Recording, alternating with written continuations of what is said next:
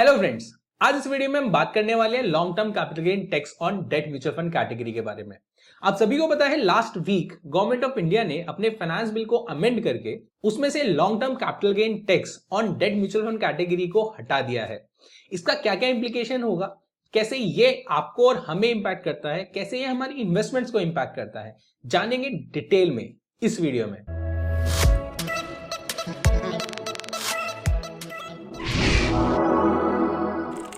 तो देखिए दोस्तों, जब भी हम म्यूचुअल फंड में इन्वेस्टमेंट करते हैं उसमें या तो इक्विटी टैक्सेशन एप्लीकेबल होता है या डेट टैक्सेशन एप्लीकेबल होता है।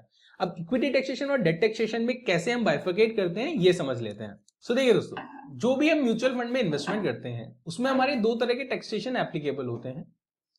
One is equity taxation and second is debt taxation. And हमारे income tax laws equity taxation और डेट टैक्सेशन को दो पार्ट्स में डिवाइड करते हैं। One is short term capital gain tax. Second is long term capital gain tax. Similarly, debt may be short term capital gain tax and long term capital gain tax. Equity में short term की definition है if you hold your investment, be it stock investment, be it mutual fund investments, for less than 1 year, then it will be categorized as short term investment. If you hold your investment for more than 1 year, it will be categorized as long term investment. तो अगर आप short term capital gain book करते हो और less than 1 year के अंदर आप अपनी होल्डिंग्स को सेल कर देते हो तो आप पर टैक्स एप्लीकेबल होता है 15%। It is a flat tax. मतलब respective of your salary bracket, आप किसी भी ब्रैकेट में आ रहे हो, आपको 15% गेन पर टैक्स लगेगा अगर आपने इक्विटी में शॉर्ट टर्म में सेल किया है। वहीं अगर आप 1 साल होल्ड करने के बाद अपना स्टॉक या equity oriented mutual fund sell करते हो तो आपको up to 1 lakh profit exempted है पर financial year, and above 1 lakh का अगर प्रॉफिट होता है then it will be taxed at the rate of flat 10%। Similarly debt के केस में शॉर्ट टर्म कैपिटल गेन की डेफिनेशन है if you hold your investment for less than 3 years. जो equity में 1 साल है वो डेट के केस में 3 साल होती थी। एंड लॉन्ग टर्म की डेफिनेशन है if you hold your investment for more than 3 years. तो अगर आप 3 साल से पहले अपनी इन्वेस्टमेंट को सेल कर देते हो तो यहां पर जो भी आपको गेन होता है वो it is add to income. तो मतलब जो 30% के टैक्स स्लैब में आ रहा है उस पर 30% टैक्स लगेगा, जो 5% के टैक्स स्लैब में आ रहा है उस पर 5% टैक्स लगेगा, एंड जो 0 टैक्स स्लैब में आ रहा है जिसकी कोई भी इनकम नहीं है उस पर कोई टैक्स नहीं लगेगा। जबकि लॉन्ग टर्म में अगर आप 3 साल से ज्यादा इन्वेस्टमेंट्स को होल्ड करके सेल करते हो तो यहां पे होता था कि आपको मिलता था indexation benefit, and post indexation आपको लगता था फ्लैट 20% टैक्स। अब ये इंडेक्सेशन बेनिफिट क्या होता है?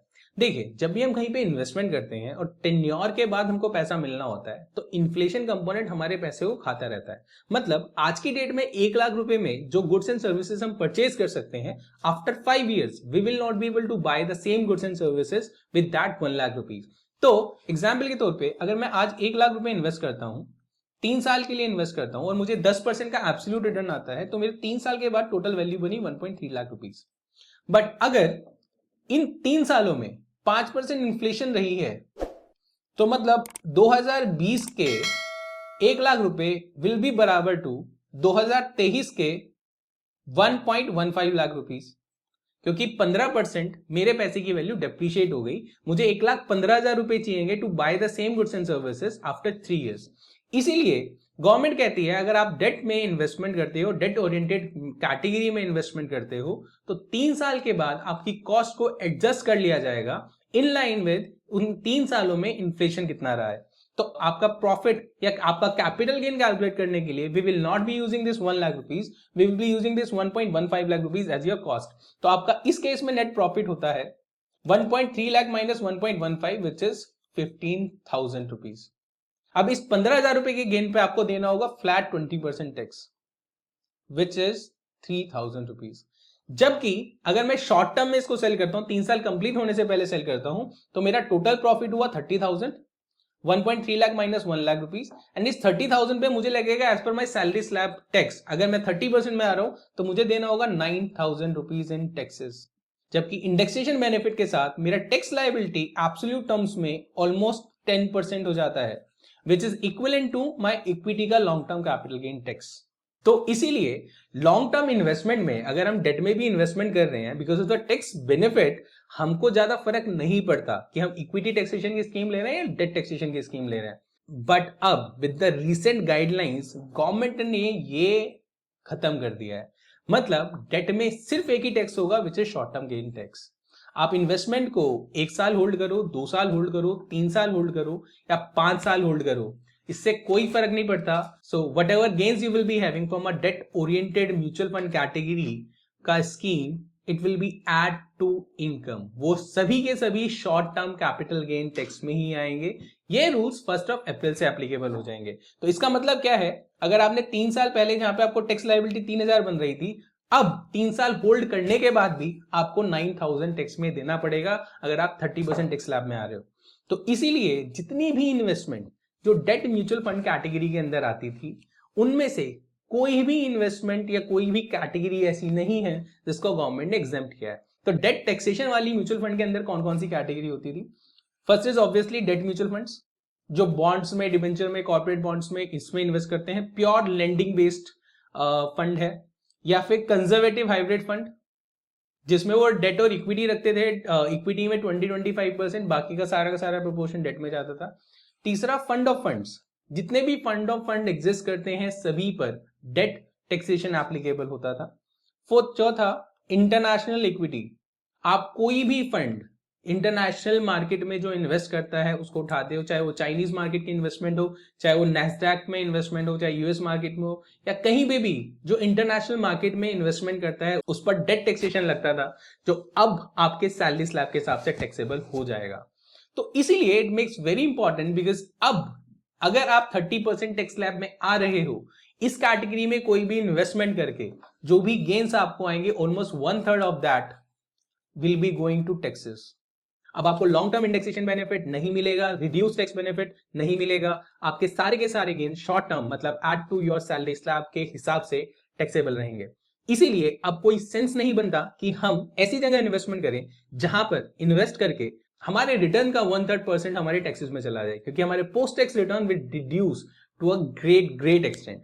एंड हमारी इन्वेस्टमेंट्स में हमने मेनली नैस्डैक, आईसीआईसी का asset allocator fund, China fund, ये कुछ 3-4 फंड हैं जिसमें हमने इन्वेस्टमेंट किया था from long term perspective. Again I am saying, short term के लिए debt is still not a bad category. जो टैक्सेशन पहले था आज भी वही टैक्सेशन है। 3 महीने, 6 महीने, 1 साल के लिए इन्वेस्टमेंट करने के लिए जो स्कीम्स और जो कैटेगरी हम पहले यूज करते थे, हम आज भी वही यूज करेंगे। एसटीपी करने के लिए जो कैटेगरीज हम यूज करते थे, आज भी वही यूज करेंगे।